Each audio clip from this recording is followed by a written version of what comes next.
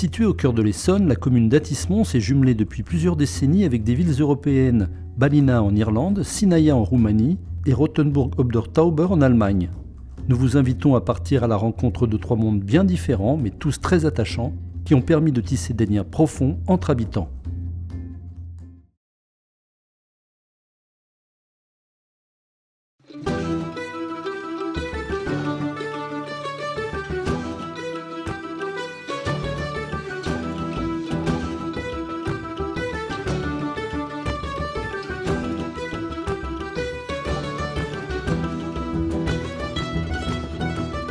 Au nord-ouest de l'Irlande, le comté de Mayo s'ouvre sur l'infini. Ici, les chemins semblent toujours s'arrêter avant la mer, comme s'ils s'inquiétaient de franchir la frontière mouvante entre la terre et le ciel. Les routes serpentent au gré du paysage.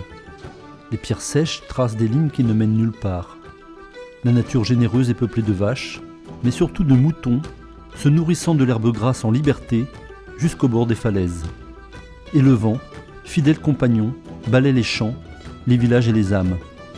Mais le vrai patriarche des lieux, c'est la tourbière, cette terre gorgée d'eau où la végétation se décompose lentement, formant au fil des siècles une épaisse couche de tourbe, mémoire vivante des pluies et du temps.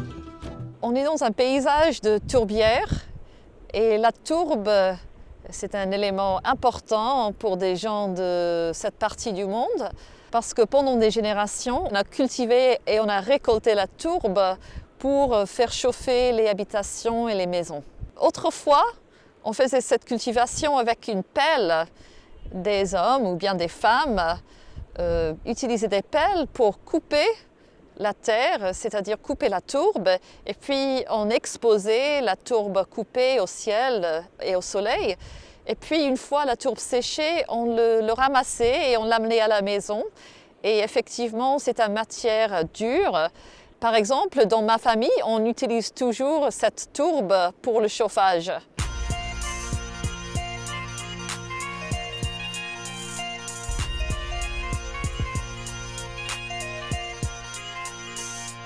Dans le nord du comté de Mayo, les collines s'abaissent doucement vers l'océan.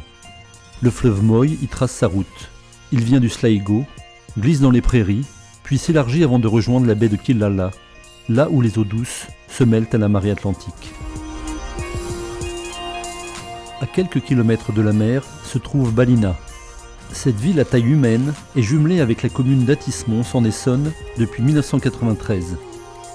De loin on en distingue les ponts, les toits d'ardoise, le clocher qui dépasse. De plus près on entend la vie simple, les échanges animés entre les passants, l'amitié partagée autour d'une pinte de bière, le bruit régulier des pas sur les pavés mouillés. Tout à Ballina célèbre l'Irlande éternelle et son peuple accueillant et chaleureux. C'est là qu'est née Anne-Marie Kilgallen.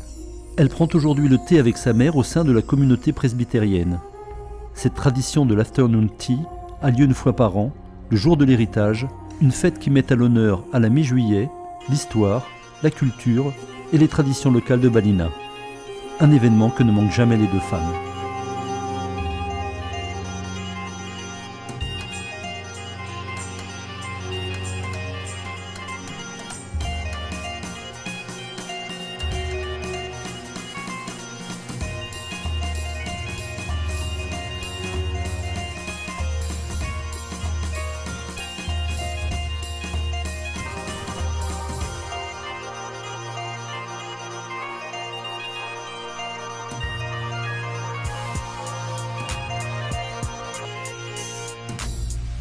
La ville de Ballina vient de fêter son 300e anniversaire en 2023, c'est-à-dire que la ville a été établie en 1723, mais on sait qu'il y avait des habitants dans cette région avant.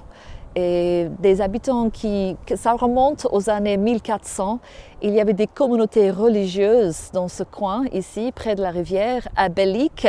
Il y a d'autres abbayes dans le coin aussi, par exemple l'abbaye de Rosserk. Et il y a une abbaye près de la rivière Moy, dans Ballina même. La ville est en effet traversée de part en part par le fleuve Moy, descendu des collines comme un souvenir qui cherche la mer. Ces eaux portent les reflets du ciel irlandais, un ciel changeant, toujours en train de naître. Chaque vaguelette y chuchote une histoire de patience, de fidélité et d'attente. L'espérance du saumon, du vent, de la lumière juste avant la pluie. La rivière Moy, qui est une belle rivière renommée pour le saumon, la rivière Moy traverse la ville et se jette dans l'océan à 5 km de Ballina. Et la rivière est près de nous aujourd'hui. Et la forêt de Bellic est à côté de la rivière Moy. Et on respire de la belle air fraîche ici. C'est très beau. À la sortie de Ballina, le port de plaisance est aussi un lieu de détente pour les habitants de la ville. Un quai paisible qui invite à la méditation, même sous la pluie. Quand on pense aux origines de la civilisation à Ballina, je pense que l'eau avait une importance. Et le quai, on voit le quai ici. La rivière va vers le quai et puis ça passe dans un estuaire et puis il y a la baie de Kilala. Et autrefois, dans le 19e siècle et jusqu'à 1920, il y avait beaucoup d'activités dans le port de Ballina. Par exemple, le commerce de bétail, de commodités, de charbon, de bois et autres. Et maintenant, c'est un lieu pittoresque. On prend plaisir à venir ici.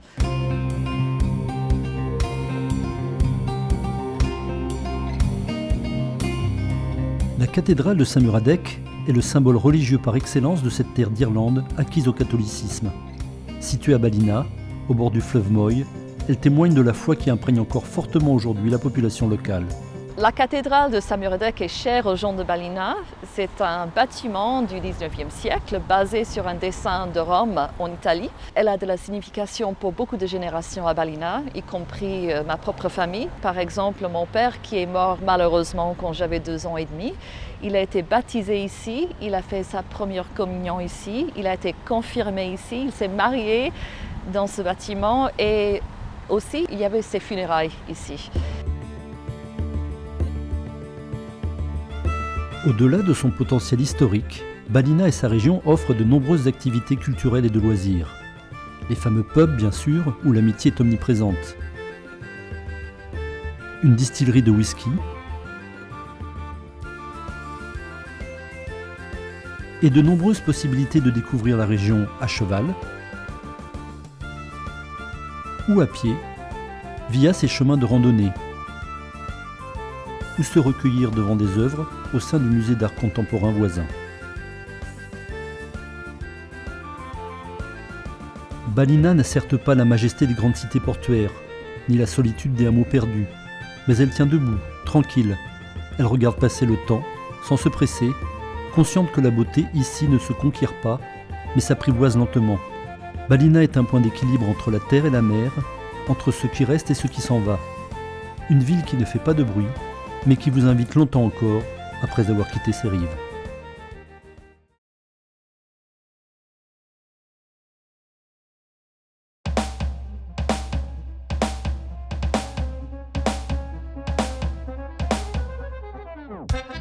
Située dans une vallée au cœur des Carpates méridionales, Sinaia est aujourd'hui l'une des villes de montagne les plus connues de Roumanie. À environ 120 km au nord de Bucarest, elle occupe une position stratégique sur l'axe qui relie la capitale à la Transylvanie. Longtemps simple lieu de passage, Sinaia s'est progressivement imposé comme un centre touristique, culturel et historique majeur. Sa station de ski est l'une des plus fréquentées du pays.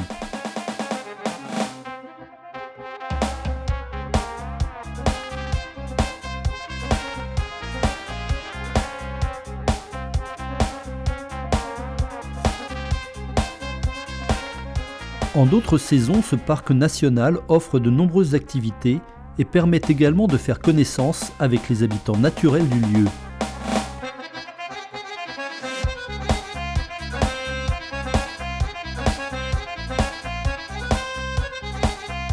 Aujourd'hui, Sinaia compte un peu plus de 10 000 habitants. Son économie repose principalement sur le tourisme. Elle reçoit ainsi chaque année plus de 200 000 visiteurs. La ville conserve cependant une identité particulière. Contrairement à certaines stations développées rapidement, elle reste marquée par un modèle d'urbanisme hétérogène, hérité de plusieurs périodes historiques. Monuments religieux, bâtiments royaux, hôtels de la Belle Époque et constructions récentes cohabitent dans un espace contraint par le relief.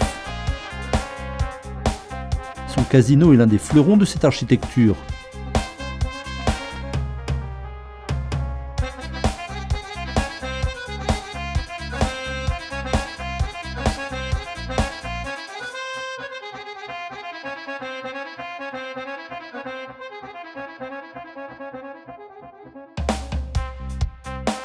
Son parc central offre des moments de détente à ses habitants, quels qu'ils soient. La gare de Sinaia est une étape de l'Orient Express, mais elle permet aussi aux voyageurs plus modestes de découvrir la ville. Călători trenul Regio 3005 din direcția București Nord, Ploiești Vest, sosește în stație la linia 3 și va pleca în direcția Poiana Țapului, Bușteni, Azuga, Predeal, Timișu de Sus, Timișu de Jos, Târste, Brașov. Vă dorim călătorie plăcută! Fondé en 1695, le monastère orthodoxe est l'un des sites recevant le plus de visiteurs. Il marque le point de départ de l'implantation humaine durable dans la région. Pendant près de 2 siècles, Sinaia reste un petit établissement religieux entouré de forêts, fréquenté par des moines, des voyageurs et quelques bergers.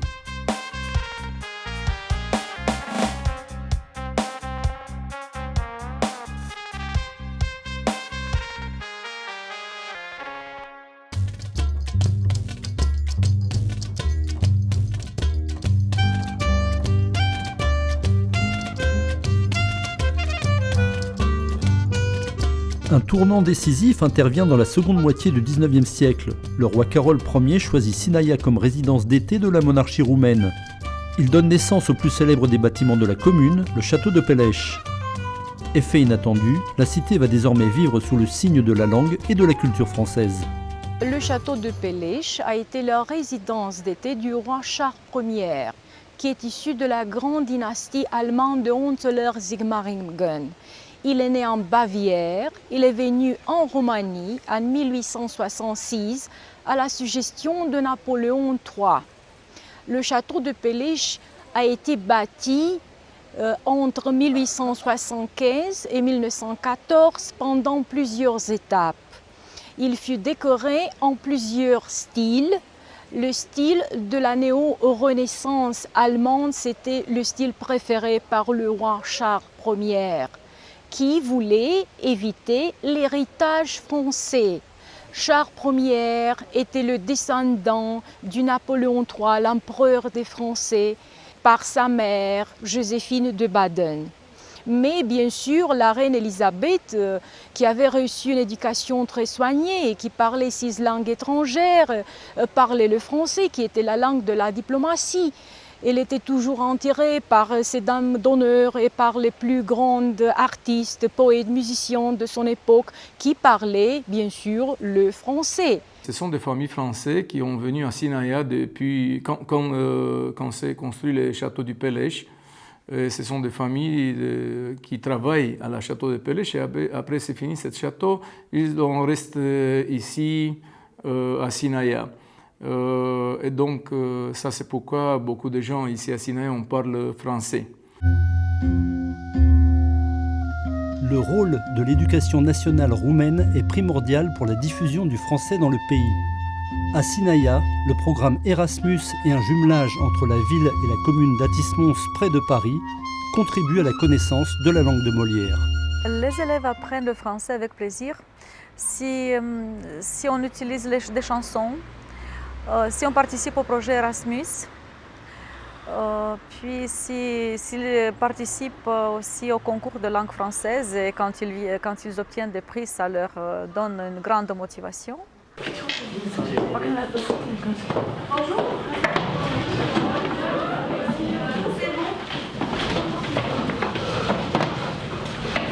Comment ça va? Ça va bien. Ça va bien? Très bien. Très bien. Comment ça va?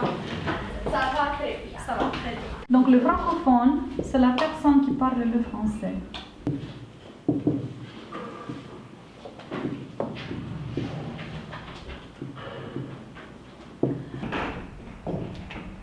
Parce qu'aujourd'hui c'est l'anniversaire de Laurine, on va lui chanter Bon anniversaire, la chanson que vous connaissez.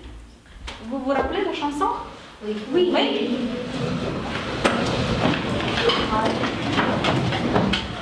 Bon anniversaire, 1, 2, 3. Bon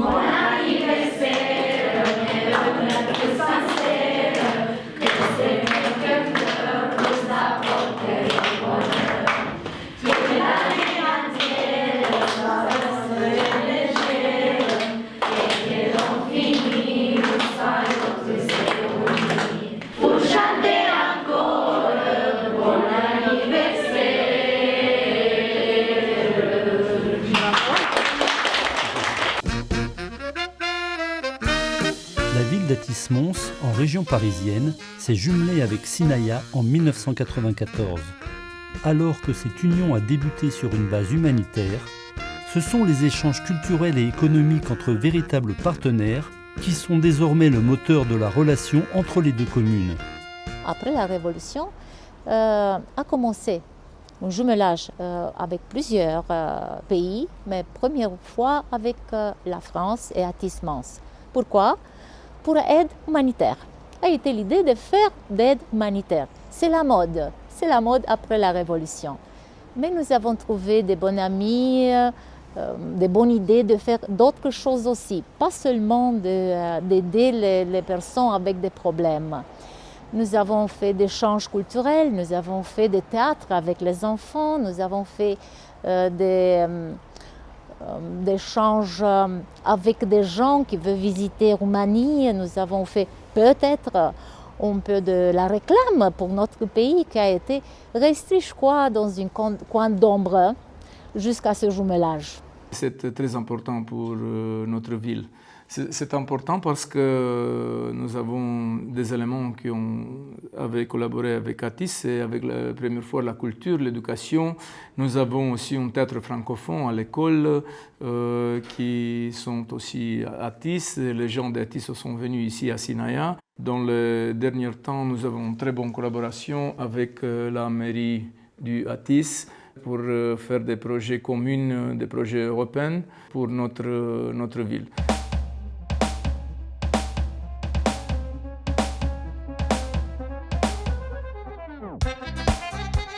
La commune est désormais en plein essor. La diversité de son offre culturelle en témoigne. Le festival Sinaia Forever a lieu chaque année au mois de septembre. Il célèbre notamment la musique, la culture locale, l'artisanat et la gastronomie.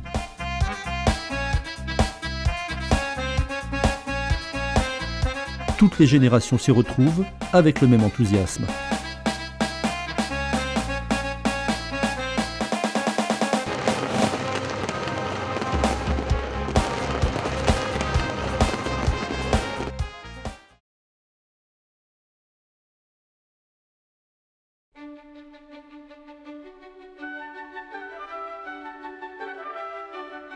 Niché dans le nord de la Bavière, sur un éperon dominant la vallée, Rothenburg ob der Tauber est aujourd'hui l'une des villes médiévales les plus visitées d'Allemagne. Cette cité de 11 000 habitants a soigneusement conservé son identité remontant au Moyen Âge. Ses fortifications permettent de faire en partie le tour de la ville. Elles mesurent en effet 4 km. Quant à son chemin de ronde, il a été lui aussi largement préservé. On peut encore visiter l'intérieur des fortifications comprenant les murailles, les portes et les bastions.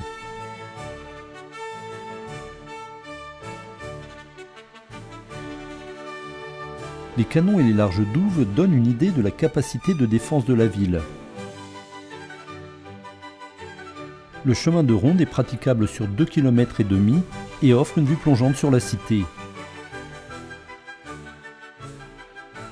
Chaque année, durant un week-end début septembre, les habitants mettent en valeur la richesse de leur histoire.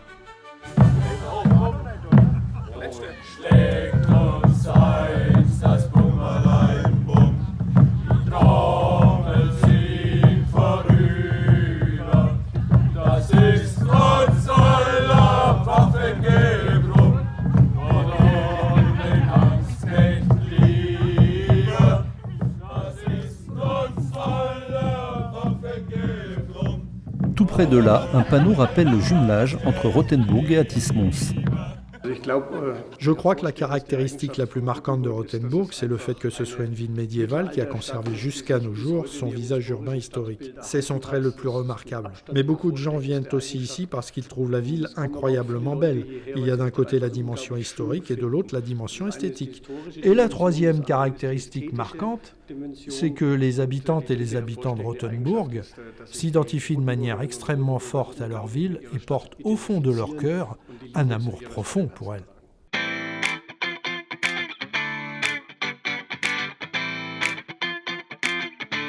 Durant un week-end début septembre, dès le vendredi soir, les attractions permettent aux premiers visiteurs de se familiariser avec cette cité unique en son genre, garantissant un dépaysement total et un saut dans l'histoire dans lesquelles les spécialités culinaires ne sont pas oubliées. Rothenburg doit sa notoriété à son état de préservation tout à fait exceptionnel. Remparts intacts, portes fortifiées, maisons à colombages, ruelles étroites et places médiévales composent un ensemble rare dont l'essentiel date du XIIIe au XVIe siècle.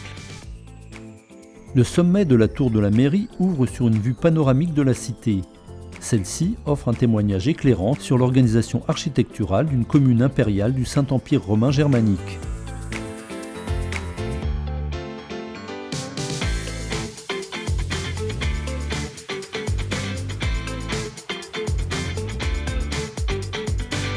Fondée au Moyen Âge, Rothenburg connaît son apogée au XIVe et XVe siècle. À cette époque, elle bénéficie du statut de ville libre d'empire, ce qui lui confère une autonomie politique et économique importante. Le commerce, l'artisanat et sa position sur les routes marchandes régionales assurent sa prospérité. Cette période marque durablement son paysage urbain, encore largement visible aujourd'hui. Dans le centre-ville, on voit que tout est bien conservé. On a vraiment l'impression d'être comme il y a 600 ou 700 ans au Moyen-Âge, tout en vivant pleinement aussi la modernité. Mais celle-ci se trouve à l'intérieur des maisons. En fait, la composition de cette vieille ville est tout simplement unique et nous en sommes très fiers. Et moi, en tant que citoyen qui habite à la périphérie de la ville, je me réjouis toujours de venir ici, de redécouvrir ces sites remarquables, cet héritage ancien, tout ce qui a été construit autrefois. Et au fond, il n'est pas étonnant que de nombreuses personnes, environ 3 millions chaque année, viennent du monde entier et souhaitent voir cette vieille ville dans toute son unité et son authenticité.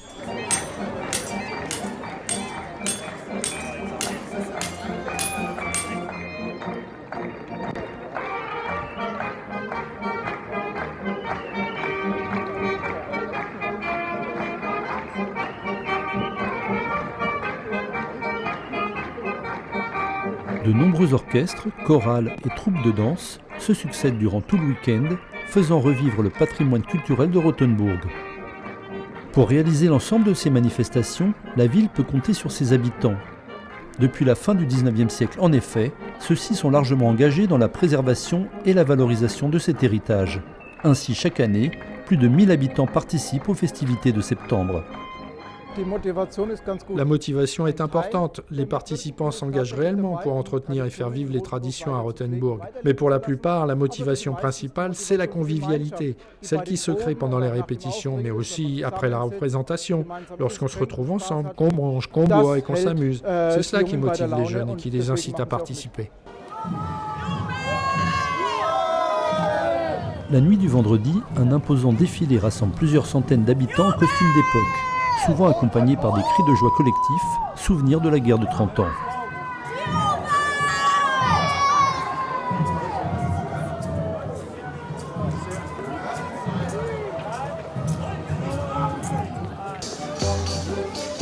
Dans le parc de la ville, une plaque rappelle à nouveau le jumelage entre Athis-Mons et Rothenburg. Dès le samedi matin, les animations médiévales s'y multiplient.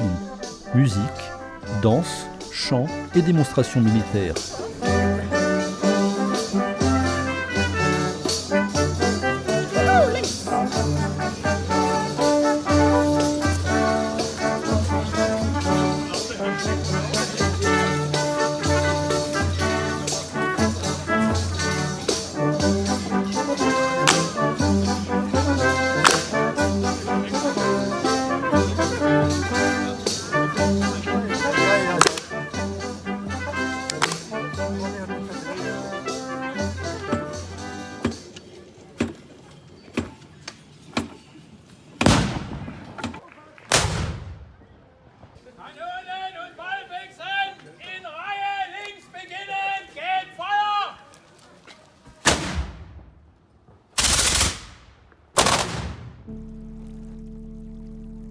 Au-delà des festivités, Rothenburg a aussi mis en valeur l'héritage israélite de la ville dans plusieurs lieux d'exposition. Les Juifs y ont connu des fortunes diverses depuis le Moyen-Âge, avant de subir la terrible barbarie nazie. Ce bâtiment était une salle de danse et de réunion de la communauté. On y trouve encore des traces visibles de sa présence.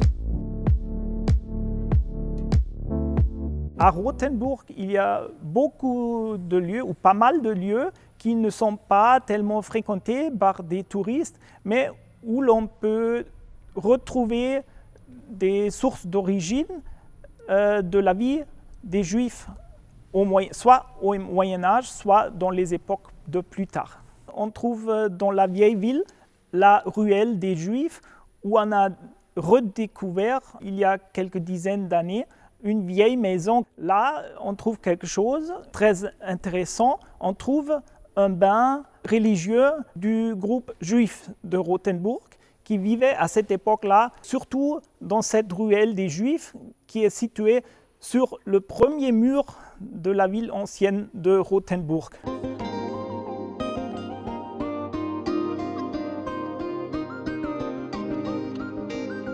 Rothenburg dispose par ailleurs d'un important patrimoine religieux chrétien. Enfin, l'un des sites les plus visités de la ville est un lieu étonnant. Mondialement connu, il s'agit d'un des plus grands magasins de décoration de Noël qui sauvegarde lui aussi à sa manière les traditions culturelles locales.